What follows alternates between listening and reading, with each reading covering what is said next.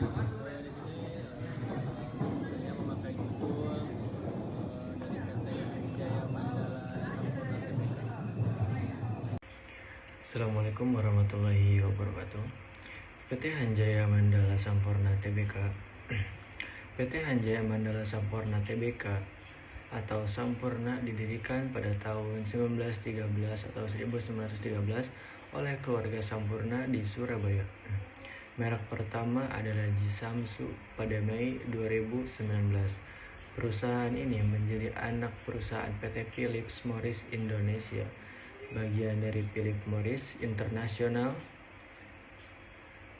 Manfaat profitabilitas PT HM Sampurna Tbk.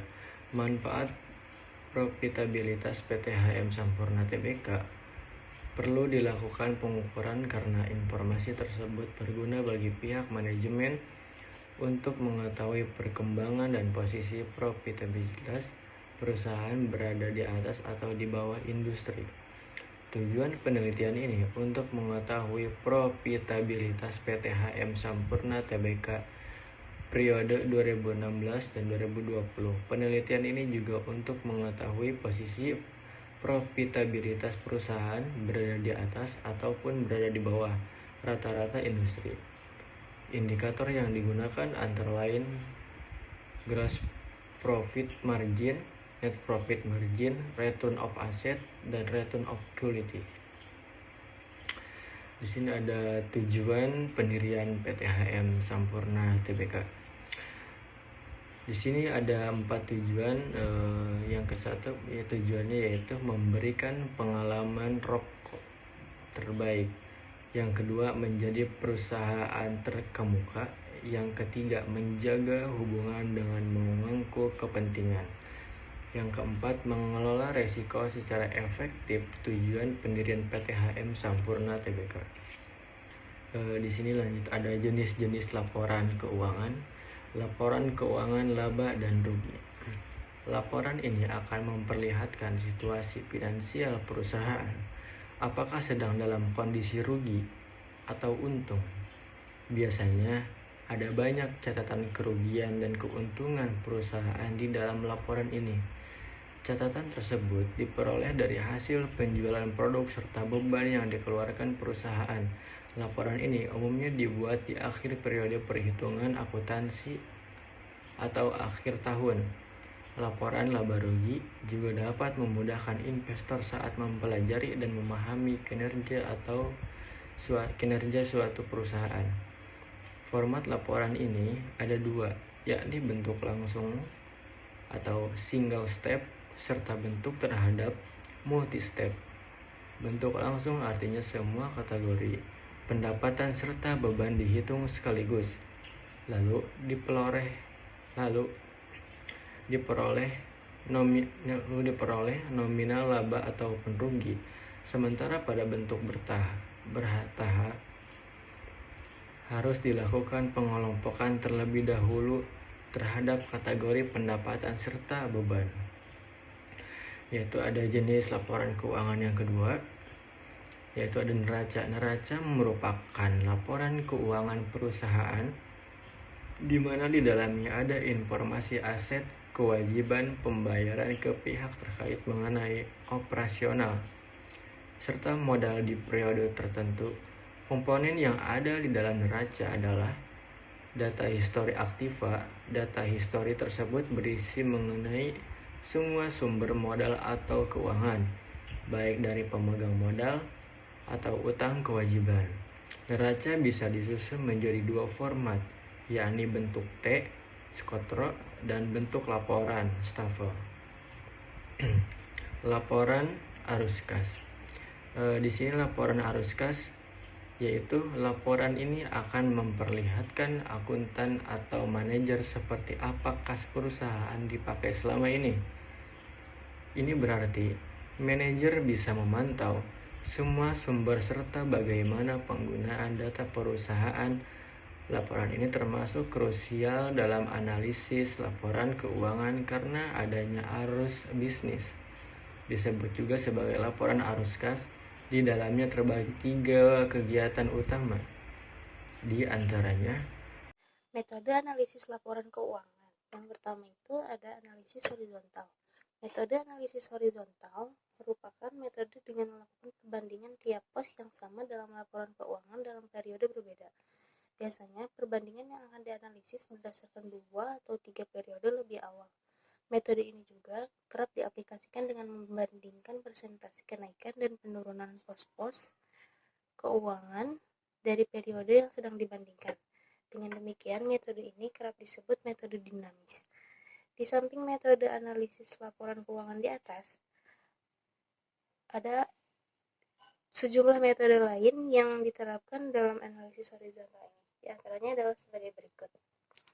Analisis ini akan digambarkan dalam persentase dan indeks. Gambaran indeks dilakukan jika analisis membandingkan laporan lebih dari 2 periode. Analisis ini juga diambil dari data historis, laporan keuangan, serta data perkiraan performa atau rencana perusahaan di masa depan. Yang kedua, ada analisis sumber dan modal kerja. Teknik analisis laporan keuangan ini umum dipakai bila ingin mencari tahu sumber serta alokasi modal perusahaan sekaligus faktor penyebab dalam perubahan laba kotor dari periode lain. Yang ketiga, analisis perubahan laba kotor. Metode ini juga digunakan ketika perusahaan ingin mencari tahu penyebab dalam perusahaan laba kotor dari periode ke periode lain. Yang keempat, analisis break-even. Analisis titik impas atau break-even merupakan analisis yang kerap dipakai dalam menetapkan tingkat pendapatan yang harus diraih oleh perusahaan. Analisis ini akan mendukung analisis terhadap penjualan produk dari segi kuantitas atau jumlah yang harus diperoleh di suatu periode. Lalu ada analisis industri. Analisis ini akan membandingkan perusahaan dengan perusahaan di bidang yang serupa.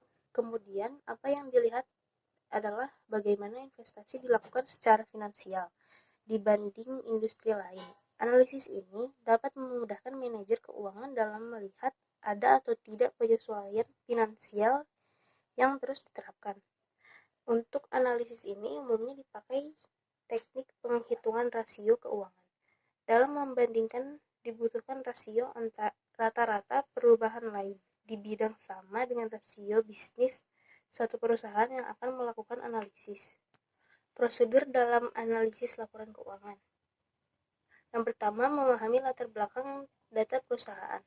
Latar belakang data termasuk bidang usaha dan kebijakan akuntansi yang diterapkan oleh perusahaan. Lalu yang kedua, memahami situasi yang mempengaruhi perusahaan. Kondisi ini termasuk informasi tentang tren atau kecenderungan industri, perubahan selera konsumen, perubahan teknologi, serta perubahan faktor ekonomi seperti tingkat bunga, pendapat per kapita pajak, dan tingkat inflasi. Yang ketiga, mempelajari laporan dengan menyeluruh. Tujuannya adalah memastikan bahwa laporan sudah menggambarkan data dengan jelas, relevan, serta sesuai standar akuntansi keuangan. Yang keempat, menganalisis laporan keuangan. Gunakan metode serta teknik-teknik analisis yang telah dijadikan di atas. Ini merupakan langkah terakhir agar analisis laporan keuangan dapat menginterpretasikan kondisi keuangan perusahaan dengan benar. Analisis laporan keuangan PT Hanjaya Mandala Sampurna Tbk. Rasio likuiditas PT HM Sampurna Tbk memiliki kinerja yang baik dalam hal likuiditas dengan rasio lancar, quick ratio, dan cash ratio yang berada di atas rata-rata standar industri. Lalu ada rasio profitabilitas. Perusahaan ini juga memiliki kinerja yang sangat baik dalam hal profitabilitas dengan net profit margin, return on asset, dan return on equity yang berada di atas rata-rata industri. Ini menunjukkan bahwa perusahaan efektif dalam mengelola keuangannya dan posisi pemilik modal semakin kuat. Rasio solvabilitas. Namun, rasio solvabilitas perusahaan menunjukkan hasil yang kurang baik dalam hal debt to equity ratio yang berada jauh di atas rata-rata industri. Ini menunjukkan bahwa pendanaan utang perusahaan cukup besar, sedangkan long debt to equity dan debt to asset menunjukkan hasil yang baik karena berada di bawah dan sebanding dengan rata-rata industri. Dalam analisis lain, PT HM Sampurna Tbk juga menunjukkan kinerja keuangan yang efisien dan sehat, sehingga dapat meningkatkan laba dan prestasi perusahaan. Analisis rasio keuangan dapat membantu investor menilai kinerja perusahaan dan membuat keputusan investasi yang tepat. Perlu diingat bahwa analisis laporan keuangan hanya dapat memberikan gambaran tentang kinerja keuangan perusahaan pada periode tertentu dan tidak dapat memprediksi kinerja di masa depan. Oleh karena itu, investor perlu melakukan analisis yang lebih komprehensif sebelum membuat keputusan investasi. Lalu ada jenis-jenis profitabilitas.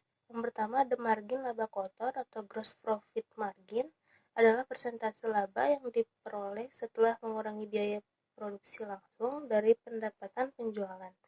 Ini menunjukkan seberapa efisien perusahaan dalam memproduksi barang atau jasa dan kemampuan menetapkan harga jual produk. Margin laba kotor yang tinggi berarti perusahaan berhasil mengontrol biaya produksi dan menghasilkan keuntungan yang baik dari penjualan sebelum biaya operasional dan lainnya. Rumusnya seperti ini.